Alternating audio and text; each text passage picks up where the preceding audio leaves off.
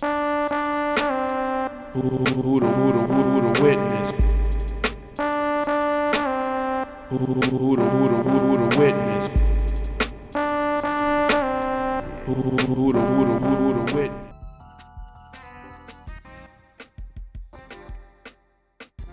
How did you first get into drawing and music? Well, I could always draw ever since I picked up a pencil.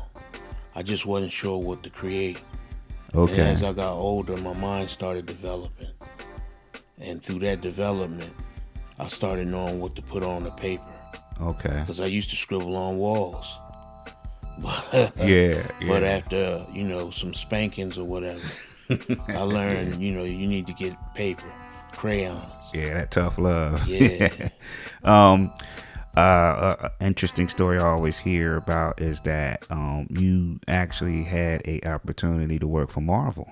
Yeah, I worked at a comic book store. Okay. And we went to conventions. Okay. And this particular convention at a hotel, I sat next to this artist, and I didn't know who he was. Uh-huh. And the company I was working for, the comic book store, the owner told me, just draw some pictures and make the stand look like it's busy, with the books all around. Okay. And the people started lining up watching me draw. And this artist who was sitting next to me, he took an interest in what I was drawing. And he started drawing stuff, but the people started crowding around me more.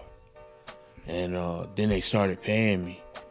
And the guy I was working at the stand for, he sort of like made me a feature.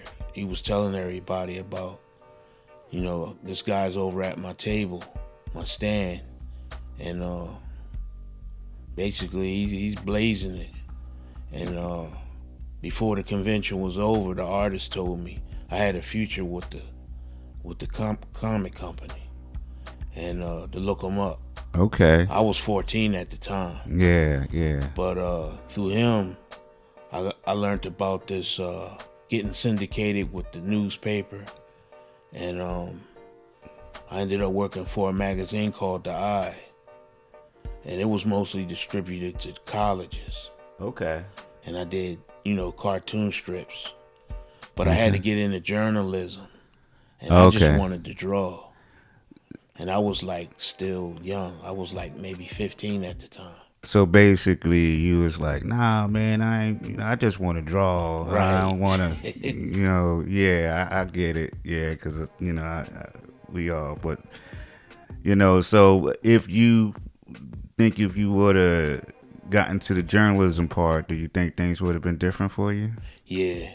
Yeah. I learned later the importance of the journalism side, not just with the art. Okay. Because you had to have the ability to write or have a story, have a storyline, and I just wanted to illustrate. Yeah. And I learned that later when I got older, and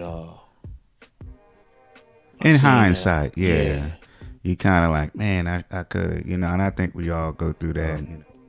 Okay, so, and what about the music? I like this story about the music. How did you get into the music part? I mean, because hip hop, at our, time that it was coming in, it was a great, in the beginning phases, we call it the beginning phases of hip hop.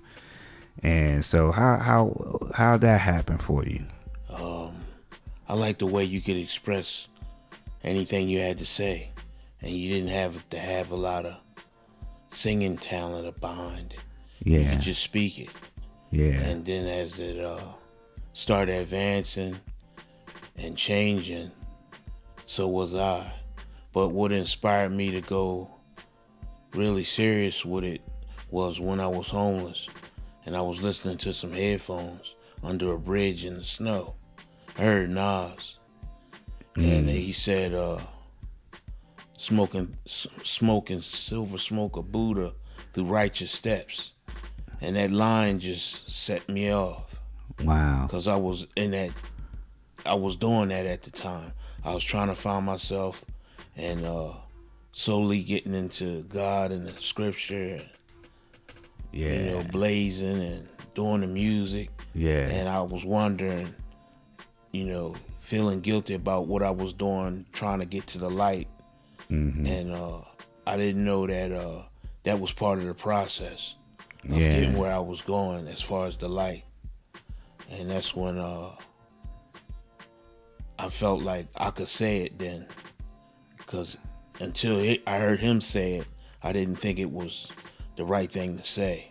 Because at the time, every hip hop was, the gangsters and the pretty boys and the playboys. Yeah. Nobody was like being conscious. Right. It was a few conscious people, but Yeah. I guess the media was, blowing up the guys making the most impression. Yeah. Now, tell me about your partner from back in the day. The one that you used to, I think he used to be your DJ. Yeah, he died from sickle cell. Okay. He was I met him in my GED class. Okay. And okay. He was a big inspiration to, as far as What was his name? Tony Dale Parker, but they called him DJ Knight. Okay. Or Tony D. Yeah, And, mad props to Tony D. Yeah, he used to throw parties rest in down peace, the projects. Yeah. Okay, where at? In Baltimore? Yeah, Somerset, East Baltimore. Okay. And he would be spinning the records and everything and doing tricks. Okay. And he would make beats with the records. Yeah, On the loop. that was old DJ trick back in the day. Yeah. Yeah. And that's how I first learned to write to beats and count bars. Hmm. And after he passed, his mother, she kept paying for studio time because she wanted his legacy to bloom. Yeah. And my goal was, because he died talking to me on the phone, he said, are we still gonna cut a record? Because where I was washing dishes at, I met a record company guy. Uh-huh. And I gave him my demo. It was strange because I guess he thought, because he was cheating on his wife at the time, I might snitch on him. So I showed him my tape, and he okayed it. And he was like, if you can get me a whole album, we could talk. Wow. And so me and Tony, we just went hard in the studio trying to get the album done. And before we could complete it, he passed. Wow. But his last words on the phone was, "We're gonna finish the album." And I said, "Sure, just hold on. Where you going?" Because he spoke as if he was leaving somewhere. I didn't know he was leaving. But at the funeral, his mom said, "If you need something, just let me know." Because the guy still wanted to hear the album. Wow. But everything went south when Tony passed. Man. And but I still stayed with the music. Yeah. Kept writing and yeah. And I guess that's what was the inspiration to do a lot of stuff, because you still finishing that album, really. yeah.